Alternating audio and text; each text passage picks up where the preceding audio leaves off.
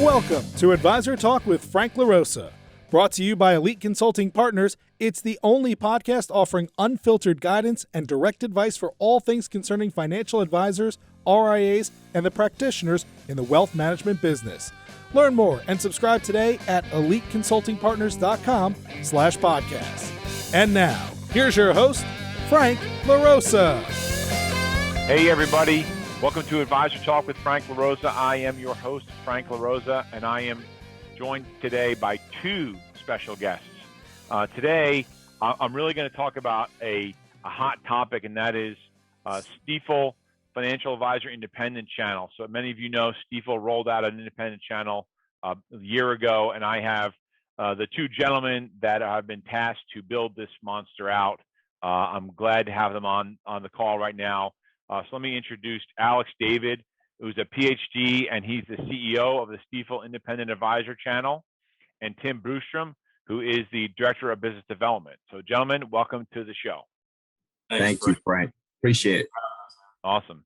So the reason why I'm excited, for those of you listening, you may hear in my voice I'm generally a little more low-key, but I'm excited because we've already had some experience with some of our clients in showing them this model, and I've been really happy with the response and the excitement, and so it allows us to give our clients yet another option for independence. And for those of you that may not know this or have never looked at Stifel before, it's always had this feel of a sort of small regional firm that felt like independence, a lot of flexibility, even if you're a W-2 advisor. But I think they're being really smart and sort of going where the puck is, right, by bringing out this independent model. So before we get into sort of the whys and the mechanics of all that, maybe Alex and Tim, if you just want to give my listeners a little bit of background, sort of where you came from. They may have heard your names, but I think you have a unique background individually, but also because you've all worked together for quite a long time. So Alex, why don't you start? Yeah, I can kick it off again. Pleasure being here. So I was a financial advisor many years ago, and then I actually was on the inside desk at a wealth management firm, trading desk, and then I was a wholesaler, and at many of the usual suspects. And so I had an opportunity, Frank, to call on the typical wirehouse firms, Merrill, Morgan, UBS, at that point, Smith Barney, so on and so forth. And I really got to know a lot of these firms literally inside and out, being in their back office, working with their advisors, being in all the branches all around the country. And it was a great experience. Fast forward, I had an opportunity to then move over to what was called at the time Wachovia Securities as one of the divisionals on the independent channel, Finet. And truly had a wonderful time working with many of the folks. Some of them are still there. And I did that for maybe 14, 15 years or so, eventually became the number two there, and probably wind up, affiliating with personally helping maybe 700 or 800 financial advisors eventually go independent. What a fantastic, phenomenal experience I had. And then about a year ago or so, Ron Kruszewski, our chairman and CEO, called me up, and we started having conversations over, a period of months, and said, "Hey, Alex, we have this fantastic independent arm, believe it or not, Frank, that's been around for 30 years already. It was called Century Securities. We just kind of looked at it as a kind of like a retirement vehicle, if you will, for our W-2 kind of PCG advisors. We'd like you to come and grow it because, as you said, Frank, we see where the puck's going. Why don't you come and grow it?" And that's what I've done. And I brought Tim along. I brought a number of staffers along, and we are having a ball. Awesome. Tim, how about you? I'm originally from Chicago, and I graduated from college as a financial advisor right out of the gate. And I always tell successful advisors that I've talked to, I wasn't a successful financial advisor. I was independent, tried to build a book of business. It just wasn't something I did well. And so I have a lot of respect for FAs. Alex and I both do, since we were advisors. But after that, I joined A.G. Edwards in 2003 here in St. Louis. And I stayed with AG Edwards all the way until this move to Stifel Independent Advisors last summer. And so I went through the Wachovia and Wells Fargo mergers in a number of different roles, from product and sales support type roles, all the way to when Alex and I joined FiNet we joined about the same time. You were just a little bit but in 2010, I joined FiNet in a recruiting role, and I've been recruiting in the independent space, ever since those last 12 years.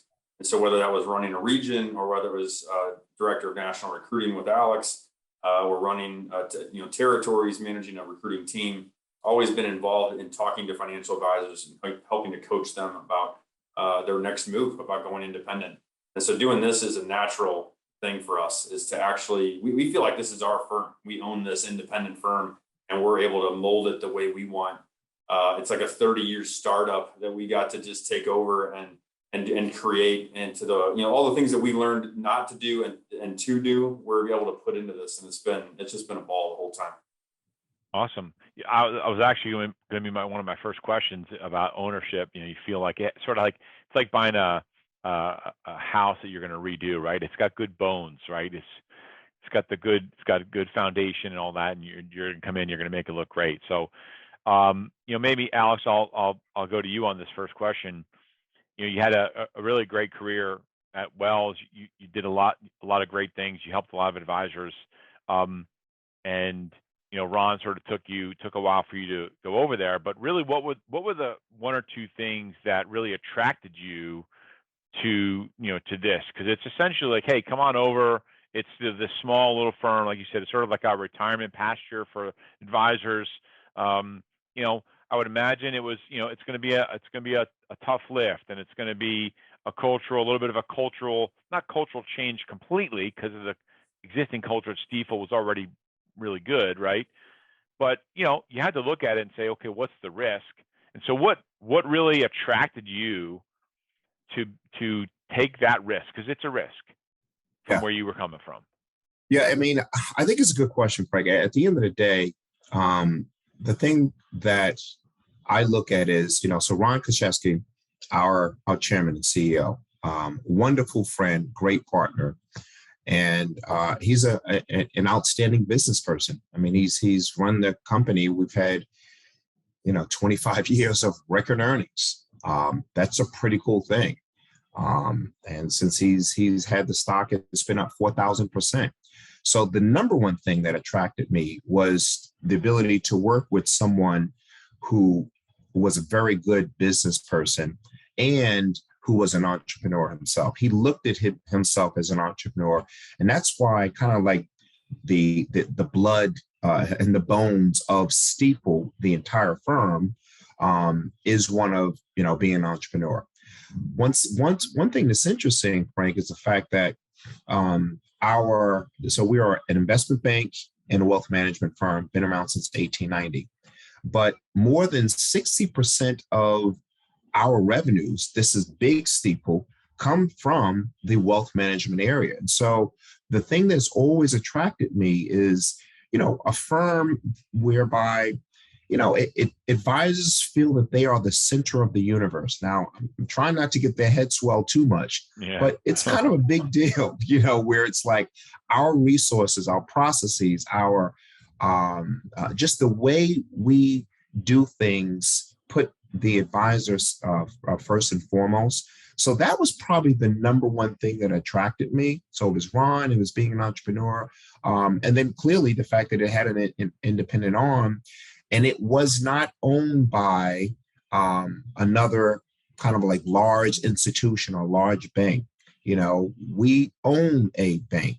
It changes the entire way we do things. So that's kind of what attracted me.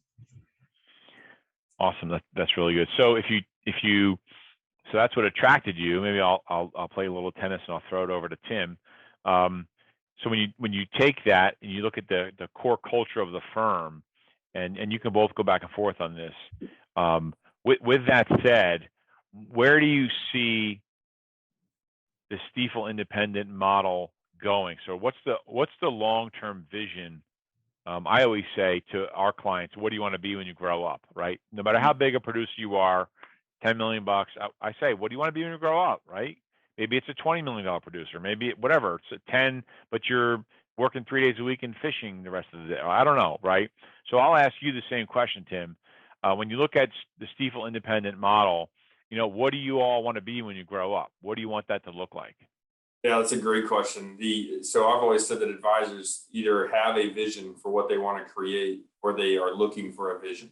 And either one of those is fine. So if they see a vision out that they say, hey, that's what I want, then they'll go, maybe they're a W-2 advisor that joins something that's created.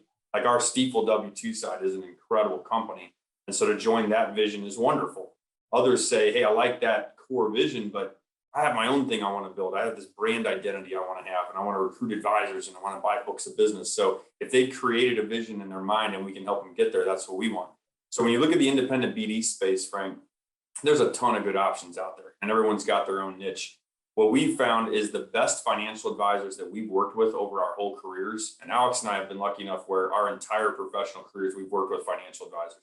So as we get to know them, we found one big commonality, which is they are all trying to segment their book and get it to a certain fit where the advisors and the clients fit their personalities, their investment styles, how they interact from a service model standpoint.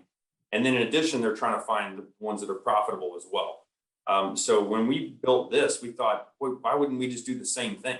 Why wouldn't we try to find advisors that we love doing business with that are a fit for our personalities and what we're trying to create, which is a partnership where they have access to us and access to everything here at Stifel, and keep that at the core. So they can always call Alex, they can always call me or anyone on the executive team, have access to us and help us to learn how they want to grow and then build a plan around that growth. So you can do that when you have a few hundred households as a financial advisor, that you just run a couple hundred households and you're running, $8 million in revenue, $1 billion, $2 billion in assets. But it's a lot harder if you have thousands and thousands and thousands of households. And so we found that with our counterparts in the indie BD space, that connection and access to leadership and decision makers is harder as they get bigger. So we just want to keep it boutique. We want to have the elite wealth management, independent BD on the street, keep it boutique and just work with the people we want to work with. And if we do that well, then we feel we're going to be very successful. Yeah, Frank, we have no desire to be a $19,000 independent or $19,000 FA, independent shop. That's not, you'll never see us in that realm. Right. Yeah, I wrote indie everywhere, ? Meaning, are you hey, if you're, and there's nothing wrong with somebody doing $200,000 or $300,000, especially when you're independent, right? You can make a good living doing that, right? That's a good business. As a matter of fact, that's probably close to the average producer of an independent advisor. But are you going to have minimums? Are you looking for certain marketplaces and you're going to tack into those? And maybe this is sort of a leading question in terms of how you plan to add value to the larger ensemble businesses. But are there minimums? Are you looking for indie anywhere? Guys doing 300,000 come on board. The water's warm. Or is there something a little bit different there? Yeah, I'll jump in, and Alex may want to throw in a thought on that. But we have a concept we're just calling flagship offices. So we want to have flagship offices around the country. We think that probably means one or two really quality practices in each major metro area that want to grow. And when you talk to a big practice in terms of assets and success, they already know how to grow organically. That's how they got there. So we're not going to come in and tell them how to grow organically. Our job is to just make the path easier for them. Most advisors today say it's just hard to do business at my current firm. Well, if we can clear the path, and Stifel has already done that, they make it easy to do business here. So if we can continue to clear the path on the independent side and they just grow organically, then our job is to do that and help them grow inorganically. So we help them recruit into those flagship offices. We help them buy books of business. We help them open a second or a third location if they want to. So it's about building a customized business plan for each individual practice, each flagship around the country to help them grow the way they want to grow. Because some don't want to recruit. We'll bring in someone that they only want to grow organically and they just want us to clear the path for them. That's fine. And production-wise, we don't have minimums or maximums. We're just looking for the right people. And what tends to come our way are folks that already had some level of success. So we're seeing, more productive practices. We absolutely are still a fit for smaller advisors that may want to join one of those offices. And in some markets, a quote unquote smaller practice is a big market. It's a big practice in a small town. So it really just depends on the individual client. Again, just like financial advisors, they might have a game plan of who they're going to work with, but they tend to pick the people by the person, not by the profile. Okay. So when you talk about support, right? Supporting these teams, they're generally going to be larger teams, so they sort of know what they're doing already, but they need that added value. They needed, there's still some out there, but like almost like a good corner man, right? I'm a boxer, so a good corner man, right? A good trainer. In our world, it's a good branch manager, right? Back in the day, right? Where someone can really add value to the business. That's how you guys are doing it. But when you look at the support team around it, and this is something that probably my listeners are thinking, and I know that because some of the clients that we've introduced have asked, right? Hey, it's a new business, even though the business has been around, right? It's for smaller producers, so we're coming on board. How are we going to be supported operationally? With recruiting wise, is it going to be the Stifel folks that are already there supporting the retail branch? Give me some, give me some color on what that might look like and what they can expect. Yeah. So we look at it kind of in phases, if you will, Frank. So the first phase is, okay, so Tim's recruiting team, they're really good at what they do. And they really do work with, folks like you and your team, and they take a consultative approach. And so the first piece is, okay, we now believe that we are a good fit. And so now you're in quote unquote transition. So we're now helping you start your own company, if you will. So that means finding space and furniture and telephone systems and technology and perhaps even staffing. And so many of these advisors, they say, hey, I think I have the ability to do that. I just never done it before. I've never looked at a corporate lease. So we've established a really great program where we have an outside third-party business partner, which, we've been working with this partner at our previous firm for more than a decade. These guys are just awesome. And so literally they go in, they kind of, send their SWAT team to help them find, pictures and carpet and really negotiate the lease, work with attorneys and accountants. And so all the things to help you stand up a company, we have that. And then we have just really neat system where we have folks who are in Stifel Independent Advisors, a part of our transition team. They will then help them move their book. And so we rely on our back office from Big Stifel as well as Stifel Independent Advisors, and they combine with this outside partner. And believe it or not, Frank, it becomes a very seamless process because you start thinking, man, there's a lot of moving parts here. But the folks that we have on board have been probably doing this like 20 years. So these aren't like, and there's nothing wrong with this. We all started from college, but these aren't, folks that just graduated with their bachelor's and this is their first job. No, these are established, tenured professionals that have been helping advisors move their books of business for like 20 or 30 years. And so we've got like the elite, if you will, to help the elite move their books of business. No pun intended or no pun intended, right? Yeah, no pun intended, exactly. I'm always marketing. Tim, I think what you're saying is that the team that you're working with is just not their first rodeo. Correct. And they've done this before, where you were before, and so they know how to do it. And like we all know, for many advisors, if you're listening, when you go independent, it's your first time doing it. But for this other team and Tim and Alex and myself, it's not our first time helping somebody go independent. So it's for us, it's every day, finding a lease and negotiating that stuff and whatever it is, all those different things. It's second nature to us. So I think the message there is like trust the process, trust that you're in good hands. So on top of that, Frank, we don't think that every branch, every office, every practice needs to have supervision on site. Like some firms need to have the 24 on site. We've been able to outsource that where we have it centralized. And so we can do that for you at St. Louis if you want. We also found that some practices need additional sales support.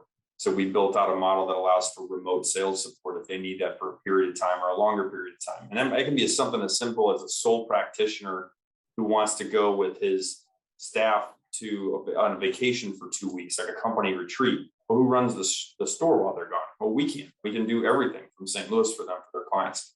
So having sales support, having supervision support, and then all the other services that you'd want as an advisor, like relationship management and recruiting support and on and on and on. So we have all of that. And then we're staffing up in advance of growth. And oftentimes, Alex and I'm sure you've dealt with this, Frank, will sit down with an advisor and they'll say, hey, at my current firm, I'm in a branch environment, I'm an employee, and my branch manager won't allow me to have more staff, even if I pay for it myself, because they say I'm not doing enough production. And that's okay, because that's the company's decision. You're working for someone that's saying this is the economic model that makes sense for us as a company. Well, when you run your own company, you can make that decision. And so since we're running this firm, we said, let's staff up in advance, just like we know our advisors would want to do. So we're ready for the growth that is happening right now. And we're going to continue to stay ahead of that so that the service model stays at the top. All we do is hire for attitude. I know that's like old saying, but we really do. We're not looking at experience as much as we're looking at a service attitude. And that's all we hire here. And then we're going to teach them what we need to teach them as we go. Okay. Can you talk a little bit about maybe just get into practice management? And the reason I'm asking that question is because, Tim, you were in our office a couple months ago, I guess it was, and you really impressed me because that was the first time we met. And when you walked out, I went, man, that's a good guy. And if he can talk and he can do those things for our clients, this is going to go over really well. So you talked about specifically sort of how you help practices grow. So can you talk about, because that's, again, advisors coming over to $3 million business, they're already doing well, right? You have to be accretive. Your service has to be accretive to them. And they can go to any other model and go with it, different independent firms. But what is going to make their practice grow faster? What are you going to do that's going to add value to what they're trying to do when, what do they want to be when they grow up? They want to triple their business. They want to recruit, right? How are you guys setting the business up to specifically address those issues? There's a couple different things, Frank. The biggest thing is that advisors go to firms, independent firms that all have good intentions. All the independent firms are good options. The ones that are out there, they all have a niche, and they all want to help their advisors grow. The challenge is the way they're structured sometimes makes it more difficult and more challenging. And so here, if we keep this tight, if we can keep this structure where we're going to be working with each individual practice one-on-one, then we can create a bespoke plan for each individual practice. So if it's the Frank, LaRosa investment firm, and you have 3 people on your team, we can come to you and say, with your 3 people, what do you want this to look like? Why? And most times you don't know the answer of why. You might just want to grow, and the growth is just because you're competitive. Okay, great. Well, how do you want to grow? Do you want to make more money? And I always tell advisors, be selfish. I'm not looking for some altruistic answer. I'm like, really, what are you trying to do? And if they say, I just want to make more money, then we're going to try to help them figure out ways to do it ethically and to do it in a fun way that fits their personality. So they might have been banging their head against the wall trying to add that next account, when in reality, it'd be more fun for them to recruit other advisors. They find that enjoyable. So we build a plan to help them recruit, and we're very good at it. We can absolutely show them how to do it and enjoy it. Or they might want to buy a book of business, and we can show them how to do that. And we work hand in hand with them to build a plan for sourcing opportunities, pitching those opportunities, building out their firm so that it's ready. We find that a lot of advisors say, I'm ready to recruit, and they literally don't have a place for them to sit.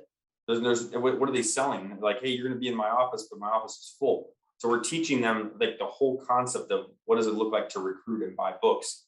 Again, they know how to grow organically. We're going to add touches to that. We're going to clear the path to make it easy. And we have incredible marketing so they can get access to marketing support that will help them grow organically even faster than they're growing now. But beyond that, now as an independent, you own a business. You don't just have to be a financial advisor in that lane and just try to grow that. You could grow in other ways, buying a building, recruiting advisors, et cetera. So we really build this really cool bespoke plan with each individual person that we can execute on because we have the intention to do it versus just hey, we'd like to if we have time, where frankly, a lot of our counterparts are struggling because they just don't have the time. They want to help them grow, but they just don't have the time. Right. Here's the 800 number. Yeah, go ahead. I'll add one, and Tim's very humble about this, but one of the number one reasons why I asked him to join me is because at our previous firm, Tim created this entire program, which was phenomenally successful over there, and we're reinstituting that over here.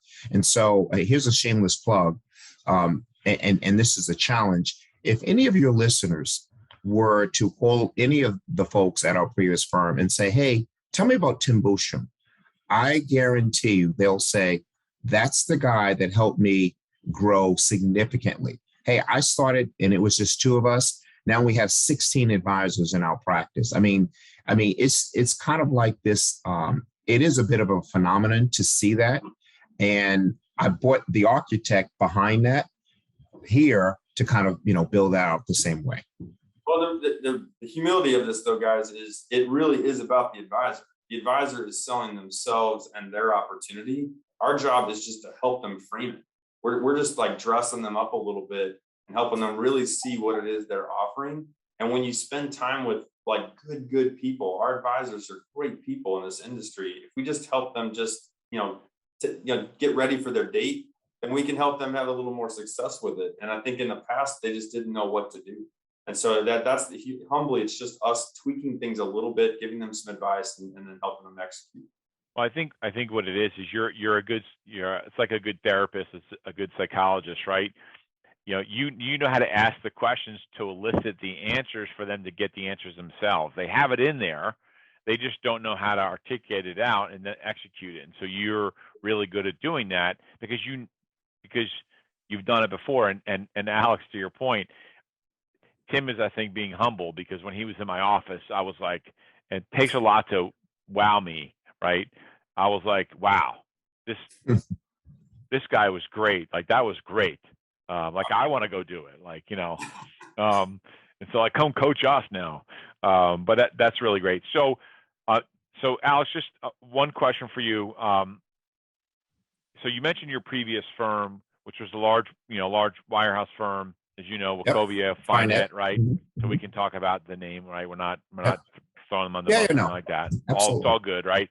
Like I said, Finet served a purpose for a lot of financial advisors that are independent advisors now. It gave them a great sort of bridge to independence when there wasn't a lot of that around.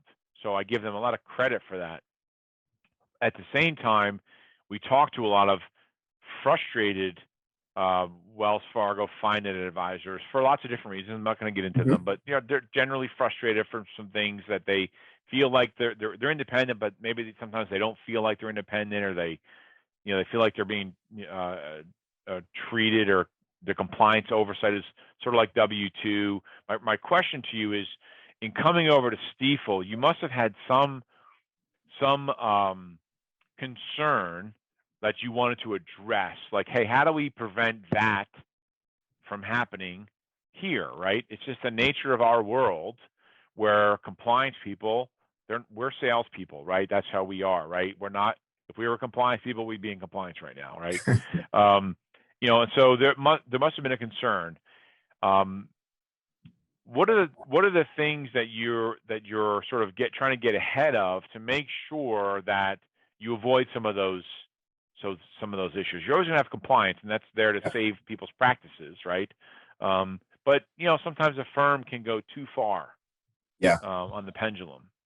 Yeah, I think you're right. I think again, lots of well-meaning firms, but unfortunately, whether it's of their own fault or perhaps their partners or the parent company, you have this overhang of compliance and supervision that is just way over the top, and it really begins to push advisors out of the door, as we've noticed. And so one of the first things that I did, Frank, was I reorganized our entire company here at Stifel Independent Advisors. I probably did that within 3 months or so. And so the first thing is I said, I want to make sure that although we have a fabulous head of supervision and, that team, but I did want to make sure that the touch, kind of the bedside manner, if you will, because they're only there to help, but helping can come with a hammer or it can come with just a caution, hey, you may want to do it this way versus that way. I made sure that our entire supervision team reports up into Tim. So think about that concept. So Tim really would probably describe himself as a growth guy. I have the head of supervision and compliance reporting into Tim Boostrom, our growth guy. So that in itself kind of gives you some sense of, okay, we're kind of reframing the manner in which we engage our owners, because again, we're only trying to help them, but it has to be in a way that is supportive. It's like, hey, we're on your team. The second thing, which has already existed, was the fact that we have our own chief compliance officer that report to me. And our compliance and some of the rules, regs, policies are literally different than what we have in our Nicholas channel. They're both, trying to stay out of the, crosshairs of FINRA and the SEC, and it's certainly trying to help our advisors.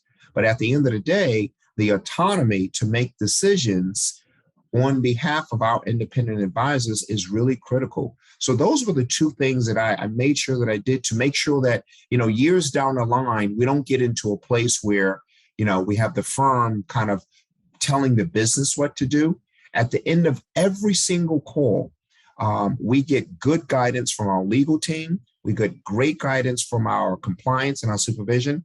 And then they literally say to Tim and I, this has happened countless times, but this is our guidance. This is our advice. It's up to the business. I haven't heard that for years, and it's very refreshing.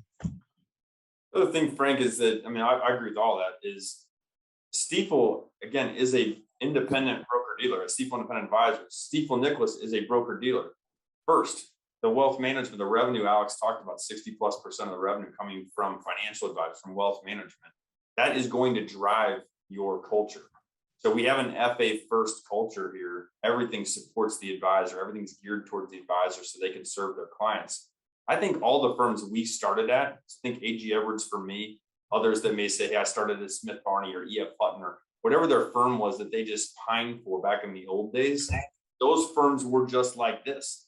They were FA first firms, and everyone loved it because these FAs that brought the revenue in were the ones that helped drive the decisioning around processes and paperwork and staffing and all that. Well, over time, the financial crisis probably being the biggest thing, flipped all that, where it's not now the FA's revenue that drives the most of the revenue at these big firms. It's a bank. And so the bank, the cash, the lending, the things that drive the revenue for the banks are what's important for those businesses. So advisors, I kind of find it funny that advisors are so confused by the fact that, hey, why am I not as important at my firm? Or why don't I feel as important? Because you're not as important, right? It's fine, find money, right? Yeah, so if you follow the money, that's where you're going to run to. Here, it's for 130 years, the advisor's been king, and they continue to be served the way these people remember back at the firms we all started with. So it's not a tough ask for Alex and I to come in and make sure the independent firm is going to have that feel, because it's part of the Stifel culture already. We just get to add the entrepreneurial 1099 aspect to it that takes it up a notch for people that want to run their own business.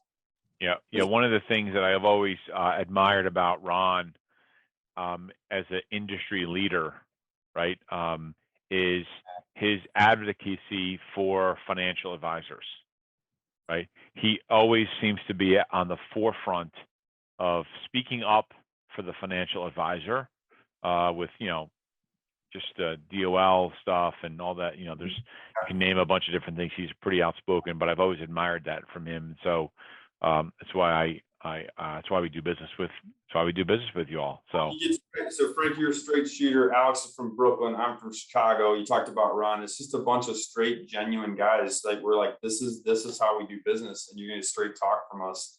And that is refreshing, and it's unfortunate that it's uncommon now. It shouldn't be uncommon. Yeah, I know.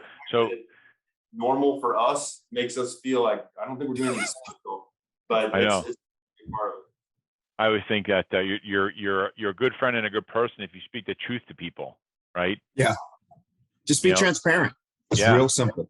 Yeah. They may not like the answer, but at least it's the truth, and they know the answer, like, and they can work with that, right? And so speaking of transparent, I'll give you.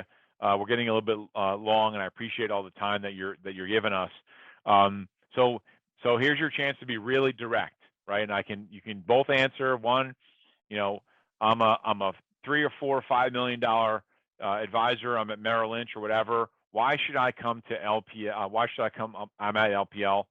Well, I want to go back to that. Let me go back to that for a second before I throw the softball question at you.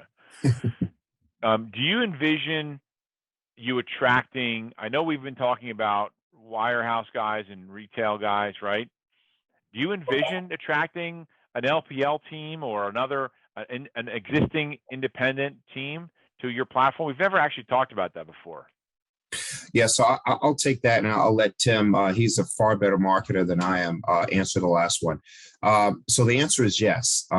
What's interesting is when Tim and I first built our business plan, we were thinking it's going to be great for us to attract wirehouse advisors into the independent model. I mean, it's just a great uptick, and we have that offering, and it's a fantastic offering. That's what we've been doing for more than 10 years.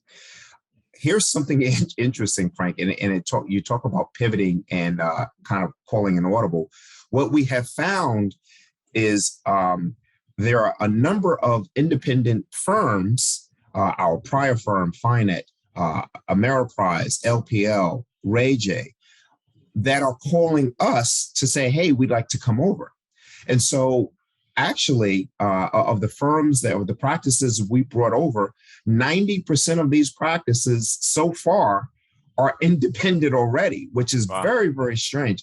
Now, it could, in fact, just be an anomaly. Maybe it's just a first thought out the gate. But one of the things I think that we could be attracting is the fact that, people really respect the Stifel name, the research, investment bank, all the things that we bring to bear. And that's why, believe it or not, they are attracting us. And so we still are, grabbing, the wirehouse advisors, but, these others are knocking on doors. So I have a theory about that. And we're not going to get into it on this call. And if someone wants to get into it, we can talk later. But I think that you guys did something else that's very creative. It's the old adage, keep it simple, stupid, right? You guys set up an economic model that's really simple, right? You get a payout, and there's a technology fee and maybe a marketing fee, and there's pretty much that's it. Right? That's it. It's really simple, right? I think too many companies have overcomplicated the business, and I think you guys did a great job there. And I would argue that that's probably one of the reasons why, aside from culture, which is phenomenal, right?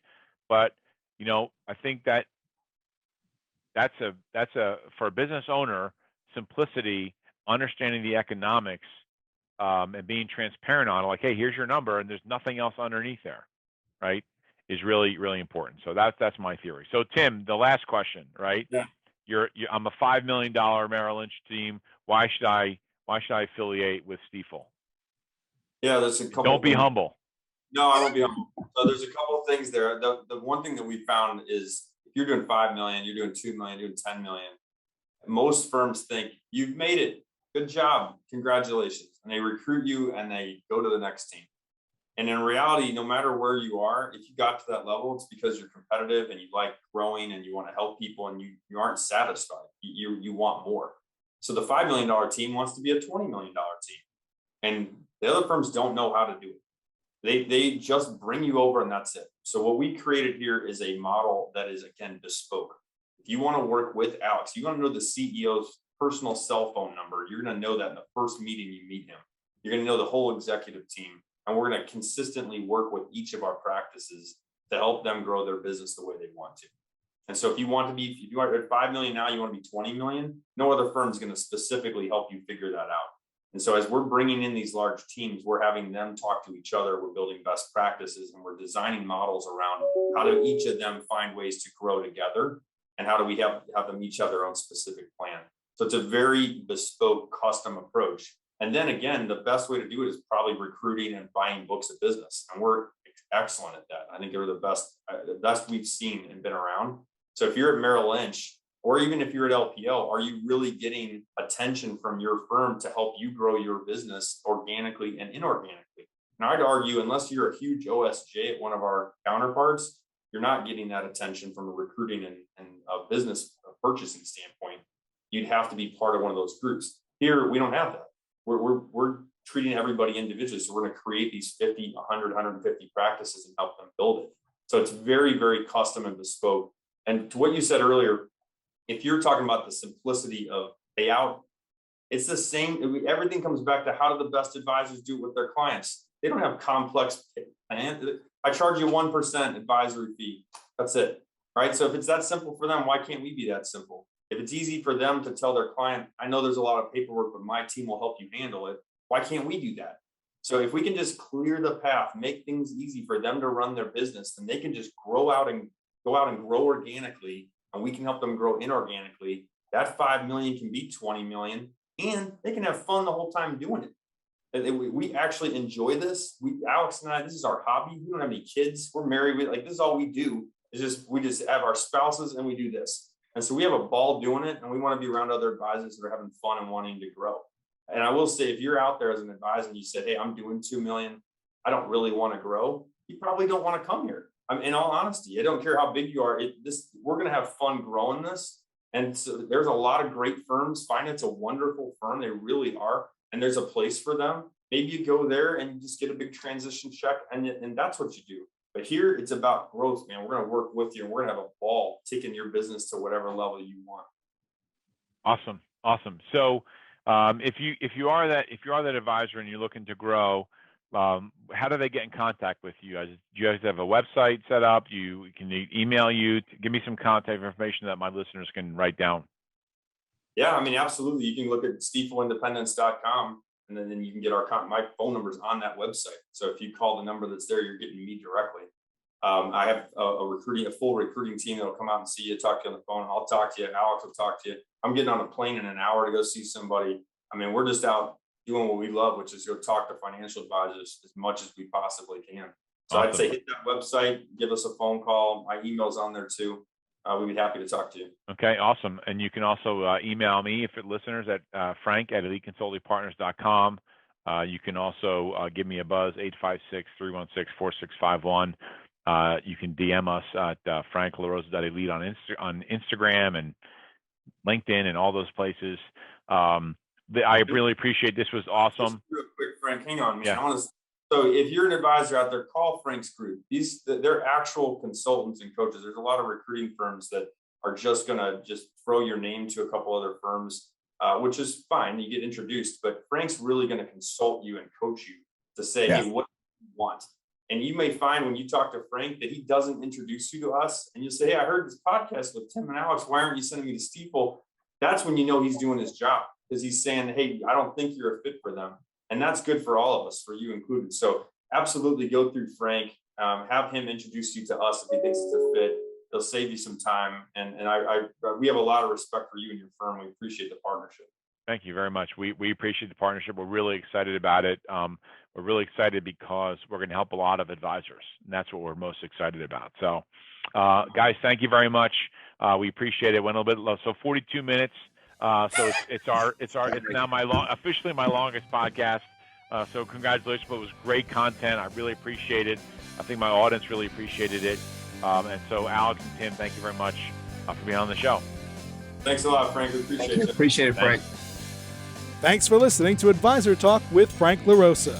If you're looking for more advice or solutions on any topics in the financial services industry, or you just want to subscribe to our podcast, head on over to eliteconsultingpartners.com podcast.